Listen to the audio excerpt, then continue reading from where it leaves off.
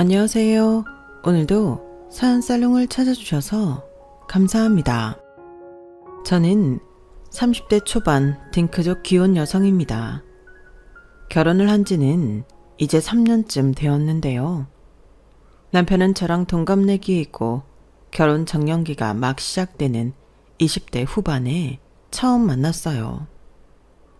지금 와서 생각해보면 별 차이 없는 것 같지만 당시에는 나이 숫자 앞자리 바뀌는 게 괜히 아쉽고 서운해서 20대 후반에 마지막 20대로서 할 수 있는 걸 해보자는 생각이 들더라고요. 그래서 친한 친구와 둘이서 서핑을 목적으로 여행을 계획했죠. 낮에는 실컷 물놀이를 즐기고 밤에는 젊은 사람들이 많이 모인다는 해변 근처 술집에서 한잔 하기로 했어요. 아무래도 관광지인데다 바닷가 근처라 그런지 젊은 사람들이 가득했고 북적북적한 분위기에 금방 녹아들었어요. 젊은 남녀가 모여 있으면 의례 그렇듯 몇몇 무리들에게서 합석 제안이 들어왔고 어차피 놀러 온 거 제대로 놀아보자는 생각으로 친구와 의견을 주고받으며 같이 놀 무리를 골랐어요. 친구가 원하는 스타일이 없다는 말에 2번 정도 제안을 거절한 끝에 드디어 친구의 마음에도 들고 제 마음에도 드는 남자들이 합석 제안을 걸어왔어요. 지금의 제 남편은 거기서 만난 무리 중 하나였죠. 마치 무슨 청춘 영화에서 나오는 것처럼 저희는 서로에게 첫눈에 꽂혔고 다행히 친구 역시 상대방 남자와 눈이 맞아 자연스럽게 그 뒤로는 남은 시간을 지금의 남편과 보내게 됐어요. 이야기를 주고받다 보니 사는 곳도 그다지 멀지 않은 곳이어서 서울로 올라와서도 연락을 주고받게 됐죠. 그 전까지 연애를 안 해본 것도 아니고 장기 연애에 속하는 긴 연애도 해봤었는데 이렇게까지 스파크가 튀는 만남은 처음이었어요. 남편과 주고받는 대화, 절 보는 눈빛, 가끔 스치는 손길 같은 데서부터 마치 처음 연애를 하는 것처럼 짜릿짜릿하더라고요. 나이가 그렇게 적은 나이도 아니었는데 이런 설렘을 느낄 수 있다는 게 신기하기도 했고 이렇게 폭풍처럼 몰아치는 감정들 때문에 그때의 남편이 더 대단하고 특별하게 느껴졌던 것 같아요. 특히나 그때의 전 20대의 절반 가까이를 함께 보내고 당연히 결혼까지 생각했던 전 애인과 깨지고 다시 누군가를 만나 연애를 하는 것에 회의적이었을 때라서 더욱 남편과의 만남이 강렬하게 느껴졌죠. 그래서 저희는 만난 지 3개월 만에 결혼 이야기를 주고받았고 곧바로 양가 부모님께 인사를 드렸어요. 뭐 이러니 저러니 해도 제가 철이 없었던 건 부정할 수 없지만 그때 제 심정은 그랬다는 걸 이야기해드리고 싶었어요. 그렇게 만난 지 1주년 되던 날 저희는 시골 올렸고 아무리 반쯤 미쳐 있었다고는 해도 머리로는 이 결혼이 제 인생에서 내린 가장 성급했던 일이란 것쯤은 인지하고 있었어요. 그래서 남편이 혼인신고는 언제 하냐고 재촉할 때도 혼인신고는 같이 살아보고 2년 뒤에 해도 늦지 않다는 말로 지연을 시켰어요. 사실 말이 쉽지 결혼을 하면 혼인신고를 하는 건 너무나 숨쉬듯 당연한 절차인데 그걸 거절하고 지연시키는 일은 결코 쉽지 않았어요. 아무리 좋게 타이르듯 이야기하고 서로를 위한 거라고 예쁜 말로 포장을 해도 그 속뜻에는 마치 제가 상대방을 의심하고 불신하고 있기 때문에 혼인신고를 못하는 거라고 느껴지기 쉬웠거든요. 그래, 당신이 아직 불안하다면 그렇게 해야지. 불안하다는 게 아니라 우리가 서로 너무 좋아하고 있긴 하지만 아직 서로에 대해 완벽히 아는 상태는 아니잖아.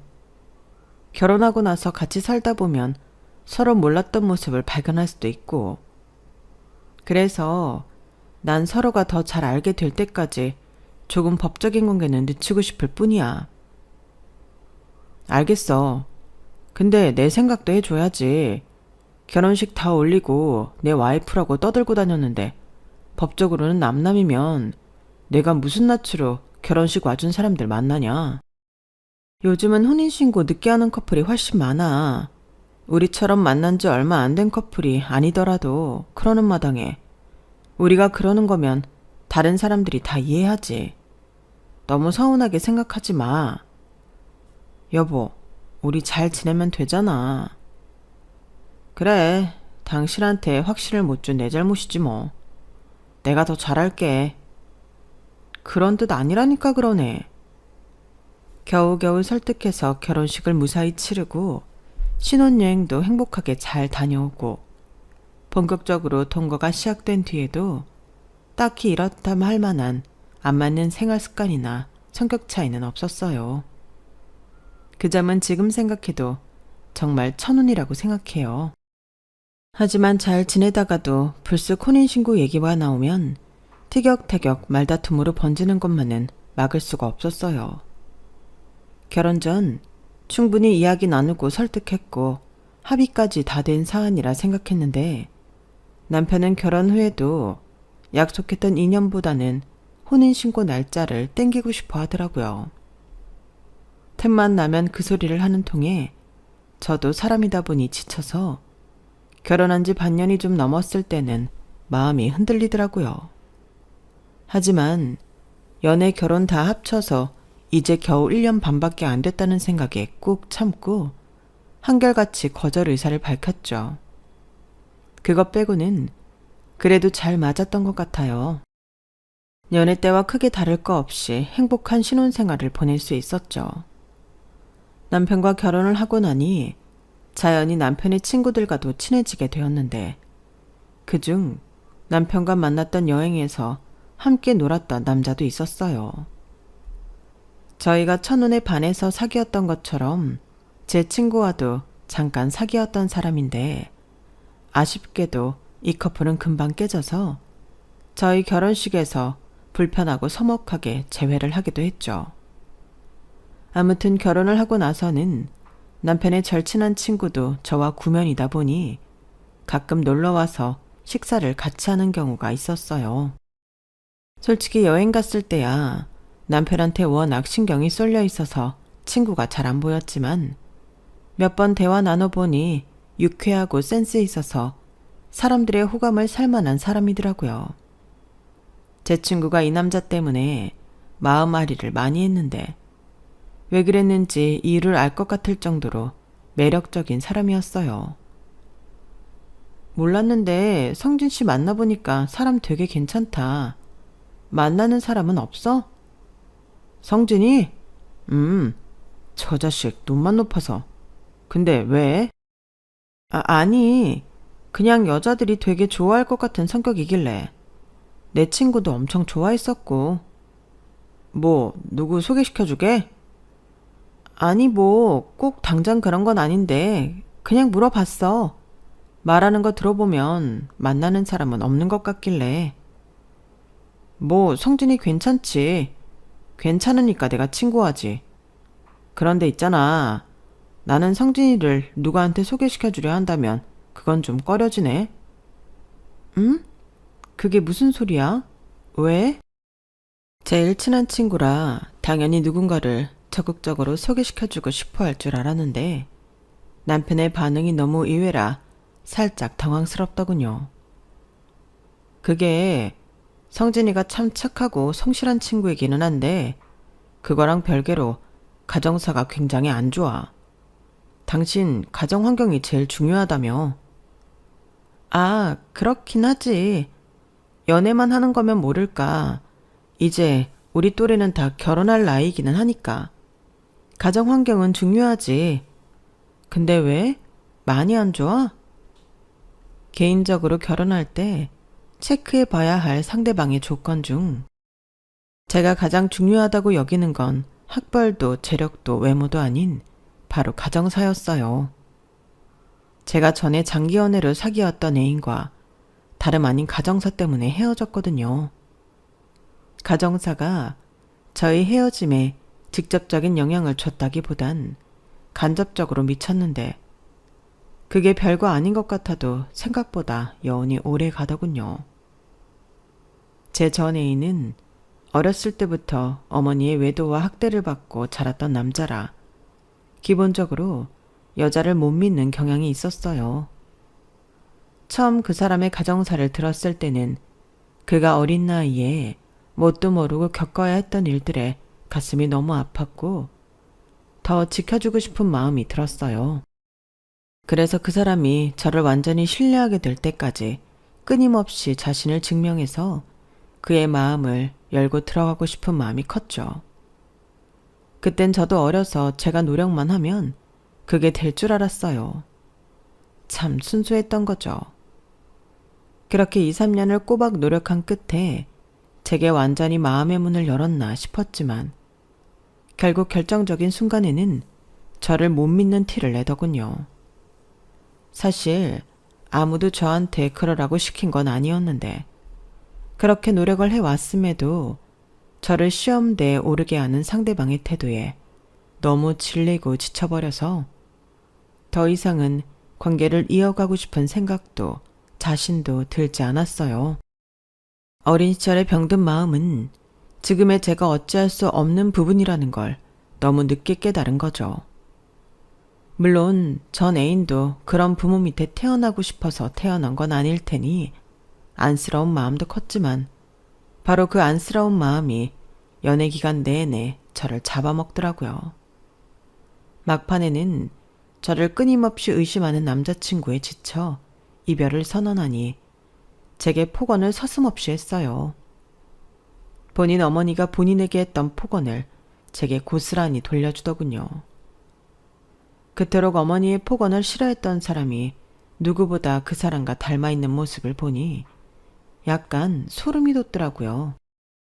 아무리 자식이 부모의 어떤 점을 싫어한다고 해도 결국엔 자신이 보고 자라온 모습을 닮지 않기란 정말 어려운 거구나 느꼈어요.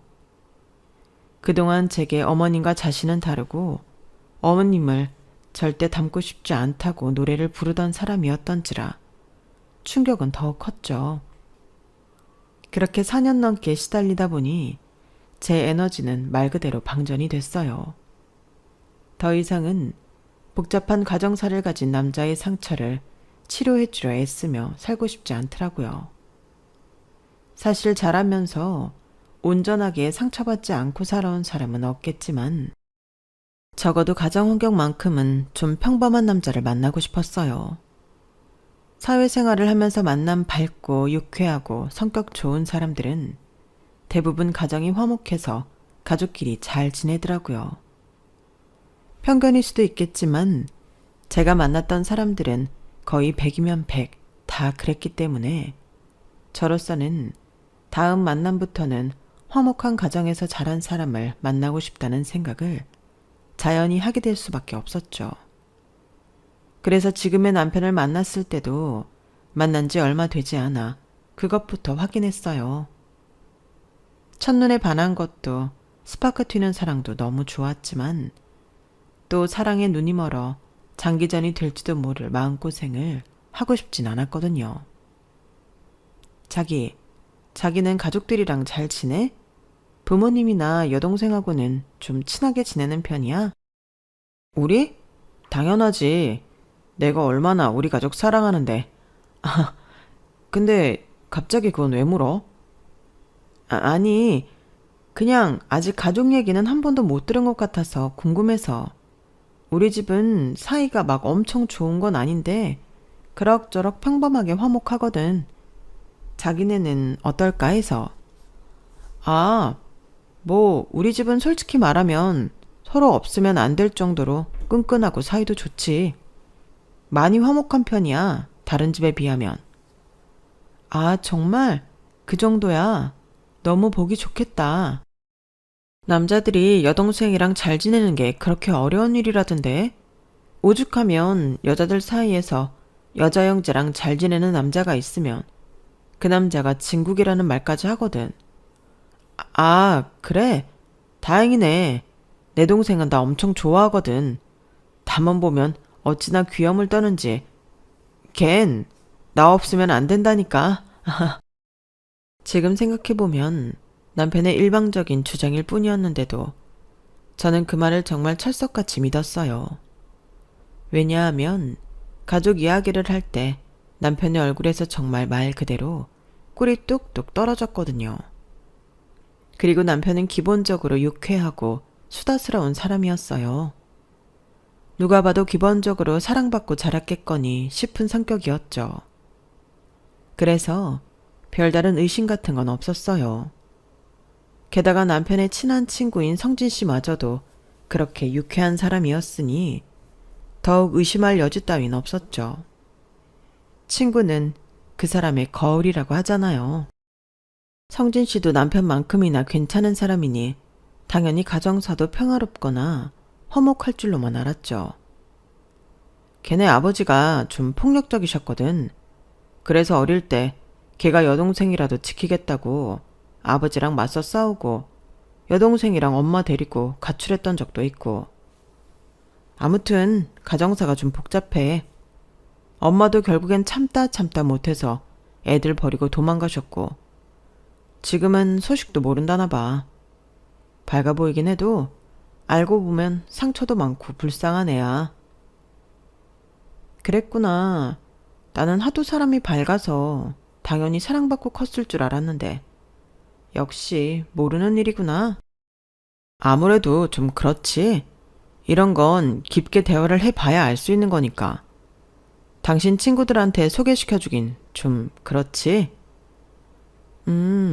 사실은 내가 전 연애 때 그거에 너무 크게 대어서 웬만하면 나도 그렇고 친구들도 그렇고 다른 건 제쳐두더라도 가정환경 좋은 사람을 만났으면 좋겠어. 물론 성진 씨가 그럴 사람 같아 보이진 않지만 어릴 때 받은 상처가 발현되어서 또 다른 사람에게 같은 상처를 주는 걸 반복하는 사람들이 있더라고. 마음이나 감정 기복이 좀 불안정하기도 하고. 그치. 아무래도 그렇지. 순간이지만 남편이 아주 씁쓸한 표정을 짓더라고요. 하지만 별로 이상하다는 생각은 못했어요.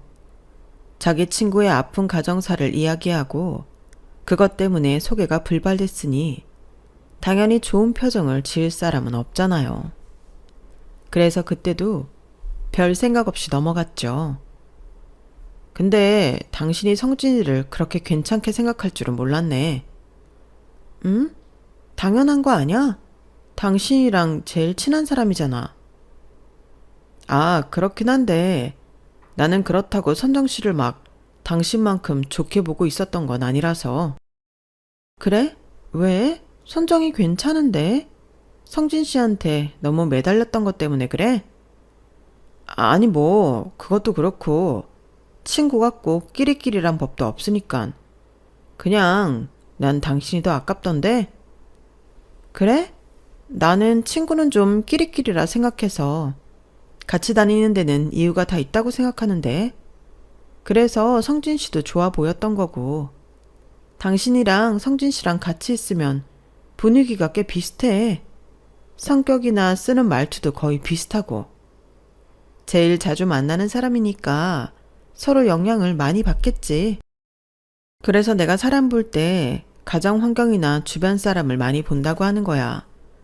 주변을 보면 그 사람이 어떤지 알 수 있으니까. 그래? 그러니까 선정이도 좋은 애라고. 그래, 뭐 그렇겠네. 제 생각을 열심히 설명했지만 남편의 반응은 뜨뜨미지근했어요. 뭐 저는 제 친구가 좋은 사람이라고 여기더라도 남편 입장에선 남편의 친한 친구와 구질구질하게 헤어졌던 여자이니 곱게만 볼 수 없을 거란 건 알고 있어서 더 설득할 생각은 안 들더라고요. 시간이 흘러 선정이랑도 자연스럽게 몇 번 만나다 보면 제가 그랬듯 제 친구도 좋은 사람인 걸 알아보겠거니 했죠.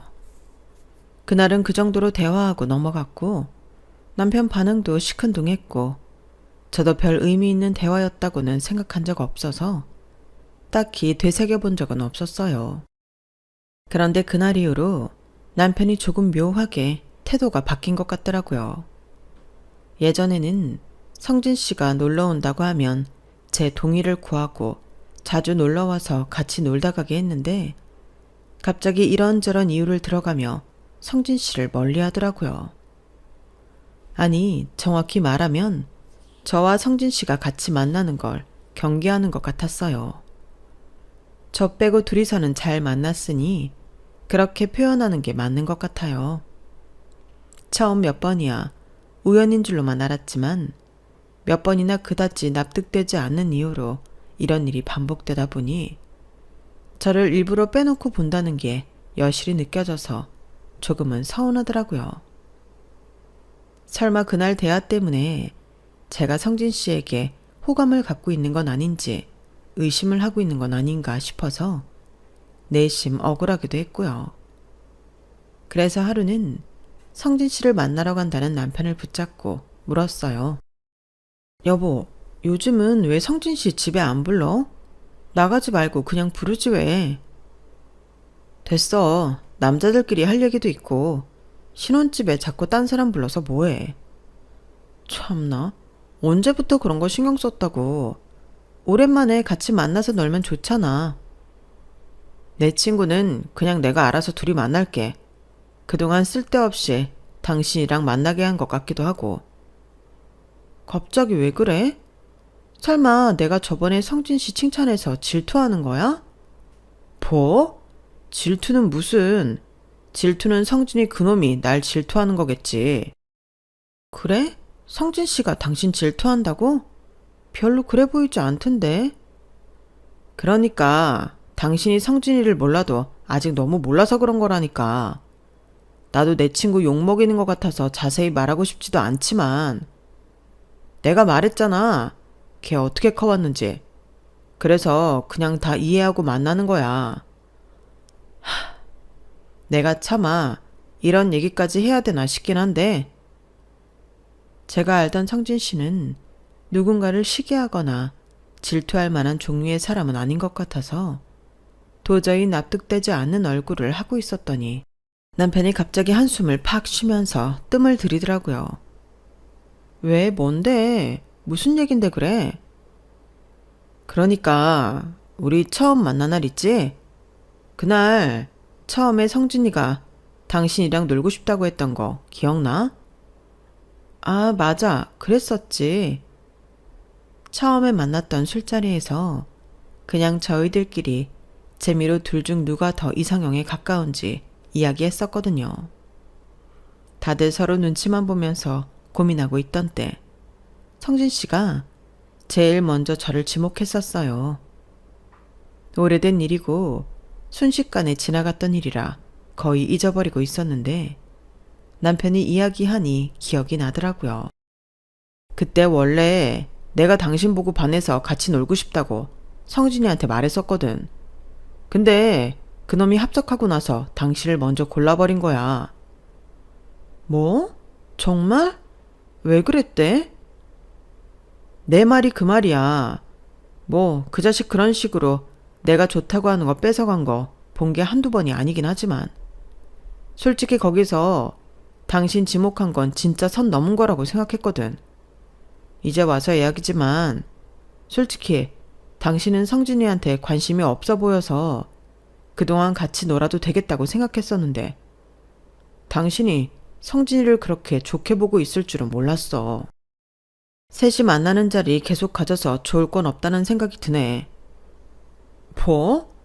내가 말한 건 그런 이성적인 호감 같은 게 아니라 그냥 당신 친구 중에 괜찮은 사람 대 사람으로서 호감으로 괜찮다고 한 거잖아. 무슨 그 말 한 번 했다고 이래.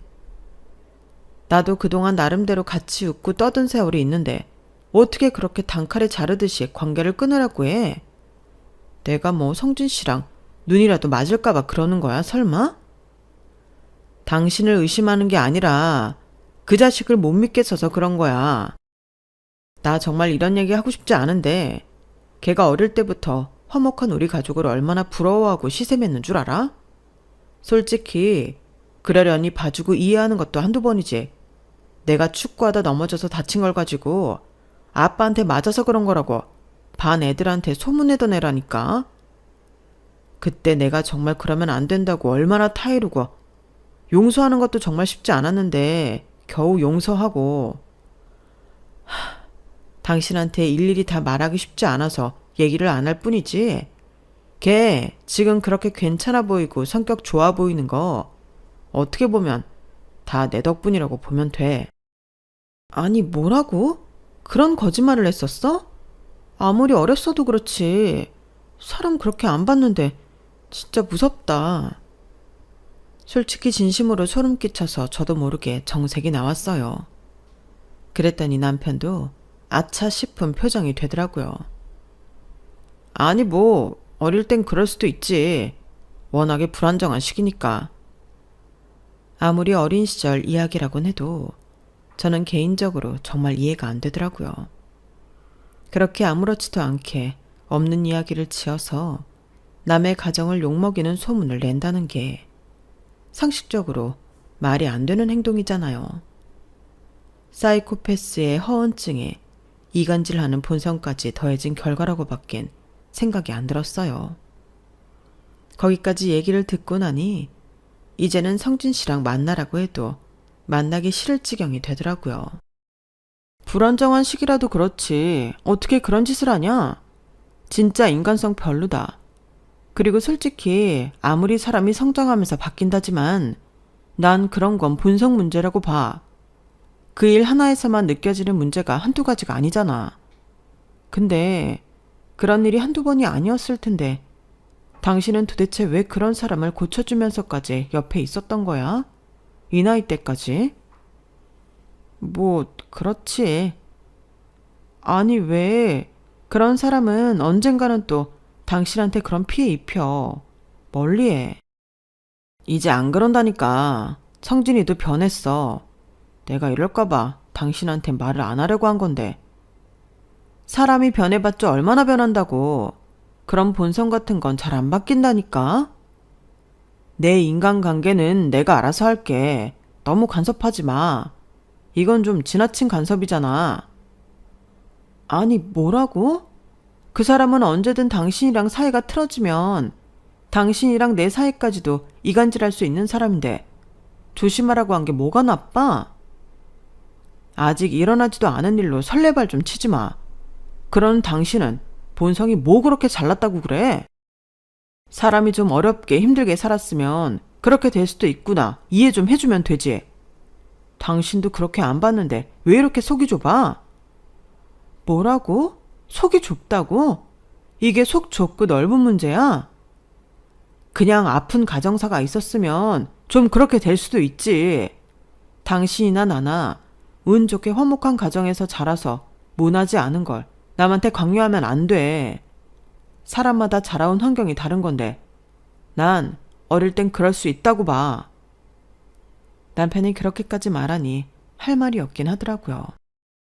틀린 말도 아니니 더 이상 남편을 말릴 순 없었어요.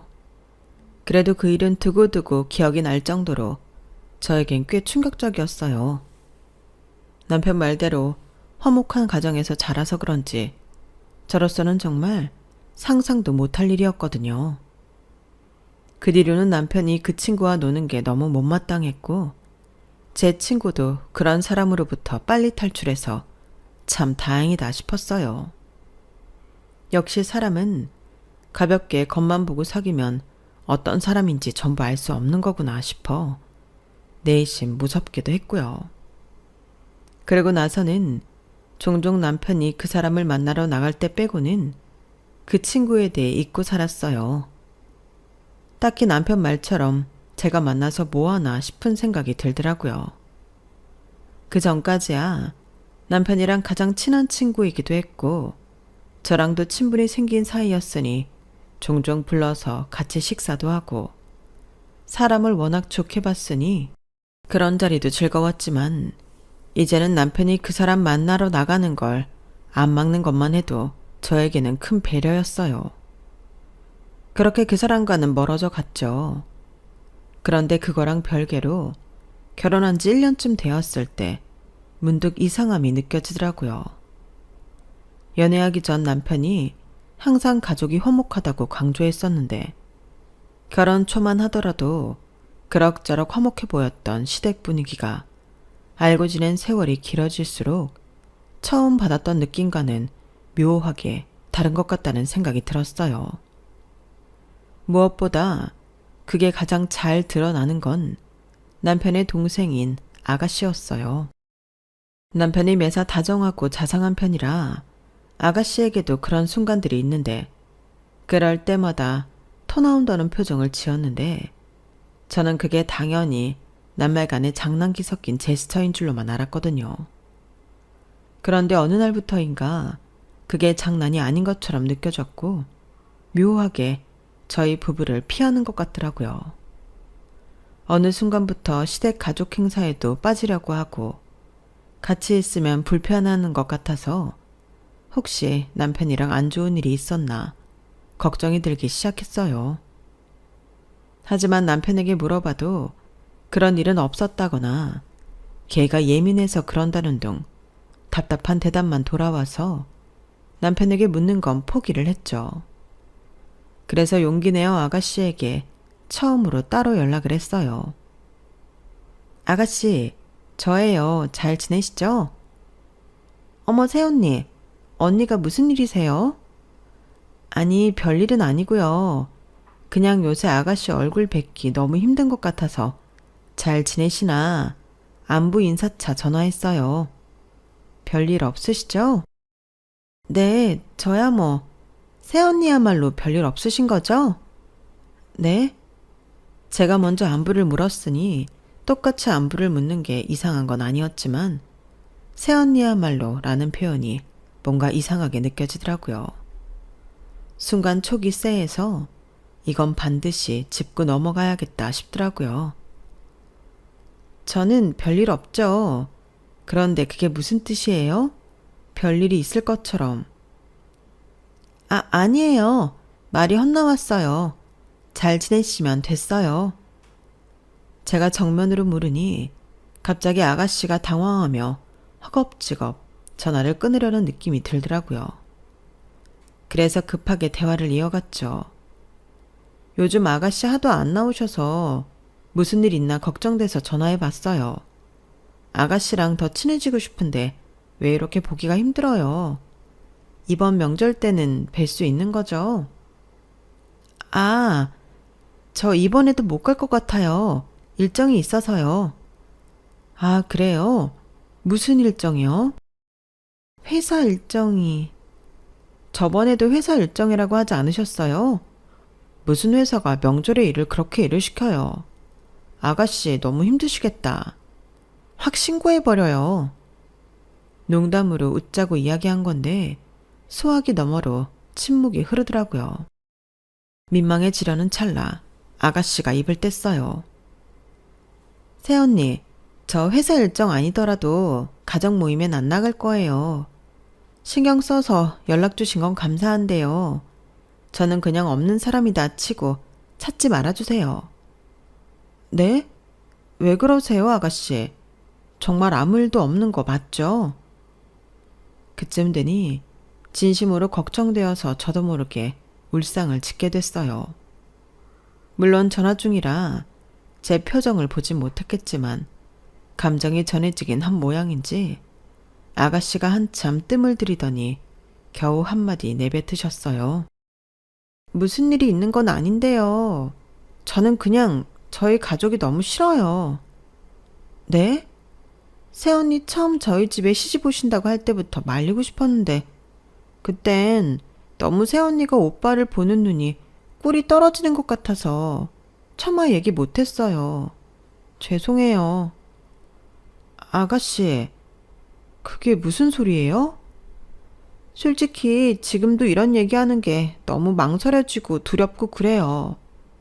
그래도 새언니 그동안 만나보니 그렇게 저 배신하고 할 사람은 아닌 것 같아서요. 말로 하면 오해할 수 있으니 그냥 제가 뭐 하나 보내드릴게요. 판단은 새언니가 해주세요. 아가씨는 전화를 끊자마자 메시지로 어떤 커뮤니티 사이트와 아이디 비밀번호를 보내주더라고요. 그리고는 어떤 닉네임을 검색해서 들어가 보라고 하더군요. 호기심에 바로 로그인한 후 닉네임을 검색해서 들어가 보니 게시물이 꽤나 많았는데요. 하나같이 우울하고 자극적인 제목이었는데 클릭해서 들어가 보니 어딘가 다 들어본 적 있는 이야기들이더라고요. 내용을 보다 보니 남편이 얘기해줬던 성진 씨 내용과 겹치는 게 많았어요. 그러니 더 머릿속이 하얘지더라고요. 아가씨가 왜 성진 씨가 쓴 게시글을 저에게 보내주는 건지 감도 안 왔어요. 아가씨, 이게 뭐예요? 저 지금 읽고 있는데도 상황 파악이 안 돼서. 언니, 정말 모르시겠어요? 그거 저희 오빠가 쓴 글들이에요. 하나하나 보다 보시면 오빠라는 증거가 넘쳐나니까 꼼꼼히 읽어보세요. 아가씨의 말을 듣고 하루 종일 그 닉네임으로 올라간 글들을 읽었어요. 게시글 대부분은 자신을 학대하는 아빠를 원망하고 있다. 가족이 끔찍하게 싫다는 둥. 잘 사는 친구나 화목한 가정을 보면 짓밟고 싶다. 가족에 대한 증오와 행복한 타인에 대한 혐오였어요. 읽다 보니 가장 친한 친구에 대한 이야기도 나왔는데 정상적인 사람처럼 보이고 싶어 그 친구의 모든 걸 따라하게 됐다는 내용까지 있더군요. 그 친구가 하는 말투, 행동을 따라하고 가정사까지 그 친구처럼 화목한 분위기로 세탁하고 나니 사람들이 자신을 봐주게 됐다며 자신은 평생 다른 사람을 연기해야 하는 팔자다. 그래서 그 친구를 꼴보기 싫어도 계속 만나야 한다는 둥. 정말 제정신으로는 이해할 수 없는 소리들 뿐이더라고요. 게다가 제 이야기도 적혀 있었는데 지금 결혼한 여자는 친구랑 여행 갔다가 친구가 마음에 든다고 한 여자를 뺏은 거라며 그 여자는 친구보다 자신을 훨씬 마음에 들어해서 바로 결혼까지 생각이 들었다고 적혀 있었어요. 살면서 자신이 처음으로 그 친구를 이겨본 거라며 아내가 자기 인생 최고의 전리품이라는 등 너무 역겨운 이야기만 적혀 있더라고요. 게다가 어린 시절 잘 사는 친구가 꼴보기 싫어서 그 친구가 축구하다 다친 걸 아버지에게 학대당해서 생긴 상처라고 거짓 소문을 낸 이야기까지 적혀 있었어요. 그 이야기까지 보자마자 정말 눈앞이 아찔해지고 제가 이때까지 어떤 남자와 살아온 건지 등줄기에 소름이 끼쳐서 못 살겠더라고요. 그래서 저는 남편 몰래 제 짐을 본가에 하나둘씩 싸서 보내기 시작했어요. 그 사실을 알게 된 순간부터는 도저히 남편과 아무렇지 않은 척 얼굴 맞대고 살기가 힘들더라고요. 남편은 아무것도 몰랐겠지만 저는 남편에게 일말의 기회조차 주고 싶지 않았어요. 그래서 남편 몰래 마지막으로 아가씨를 만났죠. 아가씨, 저한테 이런 얘기 알려주기 너무 힘들었을 텐데 정말 고마워요. 밥이라도 한 끼 사고 싶어서 보자고 했어요. 아니에요, 새언니. 저도 새언니 너무 좋은 분 같은데 오빠한테 꼭 깨어서 인생 망칠까봐 늘 걱정했어요. 언니가 좋은 분이라는 생각이 안 들었다면 오빠랑 똑같은 인간이라 생각하고 어떻게 살든 관심도 없었을 거예요. 그런데 새언니, 아직 혼인신고도 안 하셨다면서요. 오빠가 새언니 없을 때 그걸로 얼마나 분노하든지 집안 물건 다 때려 부수는데 진짜 새언니네 조상이 도왔다 싶었다니까요. 이번에 말할까 말까 하다가 고민한 것도 생각해보니 오빠랑 새언니 결혼 기념일이 벌써 지났더라고요. 이쯤 되면 또 슬슬 혼인신고 이야기가 나올까봐 혼인신고하기 전에 새언니한테 도망칠 기회라도 주고 싶었어요. 알려줬는데도 도망 안 치면 전 할 만큼 한 거고 새언니 팔자 새언니가 꼬는 거니까 마지막으로 각오하고 보낸 거예요. 고마워요. 안 그래도 벌써 본가에 짐 조금씩 보내고 있어요. 남편한테 헤어지자고 하는 날 바로 짐 싸서 본가로 갈 예정이에요. 마침 본가가 3달 전쯤 이사를 했는데 아직 방문을 못해서 남편이 주소도 잘 모르거든요. 지금이 딱 적기다 싶어요. 다행이에요. 그동안 챙겨주셔서 감사했어요, 새언니. 아가씨는 식사를 하면서 어린 시절 이야기를 자세하게 더해줬어요. 그동안 남편이 말해왔던 성진 씨의 과거가 남편의 과거와 일치하더라고요. 솔직히 성진 오빠한테도 우리 오빠 같은 사람이랑 친하게 지내지 말라고 이야기하고 싶은 적이 한두 번이 아니에요. 그런데 이야기하면 폭로한 게 너무 저니까 오빠한테 보복당할까봐 두려워서. 새언니는 티 안 내고 헤어져 줄 수 있죠? 당연하죠. 절대 아가씨한테는 피해 안 가게 하려고 타이밍을 잡고 있어요. 성진 씨한테는 기회 봐서 제가 이야기할게요. 정말요? 감사합니다. 아가씨 얘기를 듣다 보니 그동안 오해한 게 미안해서라도 성진 씨에게 사실을 알려줘야겠다 싶더라고요. 저녁마다 남편이 퇴근을 하면 서재에서 게임도 하고 혼자만의 시간을 보내다가 침실로 와서 잠드는데 가끔 컴퓨터를 안 끄고 와서 누워있다가 잠들 때가 있었어요. 저는 그럴 때마다 타이밍을 노렸어요. 그러다 결국 남편이 커뮤니티에 글을 쓰고 컴퓨터를 안 끈 걸 발견했죠. 이때가 정말 절호의 기회다 싶더라고요. 그래서 화면을 켜놓은 채로 제 중요한 짐들을 마지막으로 챙겼어요. 너무 다 보면 티가 날까봐 나머지 물건들은 과감히 버렸어야 했는데 그렇게라도 깔끔하게 남편이랑 헤어지고 싶더라고요. 저는 남편이 켜놓은 노트북 화면 속 글들 중 가장 충격적인 것들만 사진을 찍었어요.